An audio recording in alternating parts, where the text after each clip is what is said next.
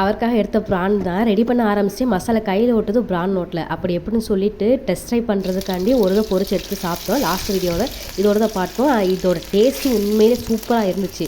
இதை நம்பிக்கையில் தான் இது வந்து ஒரு ஆயுதமாக எடுத்துக்கிட்டா ஓகே நல்லா இருக்கே அப்படின்னு சொல்லிட்டு தான் அம்புட்டு ப்ரானுமே எடுத்து நான் ஃப்ரை பண்ண ஆரம்பிச்சேன். மசாலையை வந்து அந்த கிரேவி வந்து எனக்கு பிடிச்சது மாதிரி இந்த பேனுக்கு பிடிச்சிருச்சா என்னன்னு தெரியல. அம்புட்டு மசாலையுமே வந்து அந்த பேன்லேயே அப்படியே ஒட்டிக்கிச்சு. சரின்னு சொல்லிட்டு அப்படியே அந்த குச்சியை வச்சு நல்லா கிண்டி கிண்டி நல்லா ஹை ஃப்ளேமு லோ ஃப்ளேமு அப்படி இப்படி மாற்றி போட்டு பொரிச்சு எடுத்தாச்சு.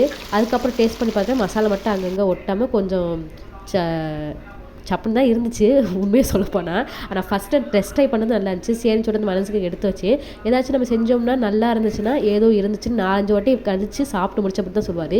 இதை எடுத்தோடனே கிரேவி வச்சிருக்கலாமே அப்படின்னு தான் சொன்னார். எனக்கே தெரிஞ்சிச்சு. சரி நெக்ஸ்ட் டைம் நல்லா பார்த்துக்கோன்னு சொல்லிட்டு கருவாடு அவருக்கு பிடிச்சதுனால அதை வச்சு சாப்பிட்டாரு. நெக்ஸ்ட் டைம் இதோட பெட்டராக பண்ணி இவருக்கே டேஸ்ட் பண்ணிக்குவோம். நம்மளுக்கு தான் டெஸ்ட் ட்ரை பண்ண ஆளுங்க எக்கச்சக்கமாக இருக்காங்களே. தேங்க்யூ ஃபார் வாட்சிங்.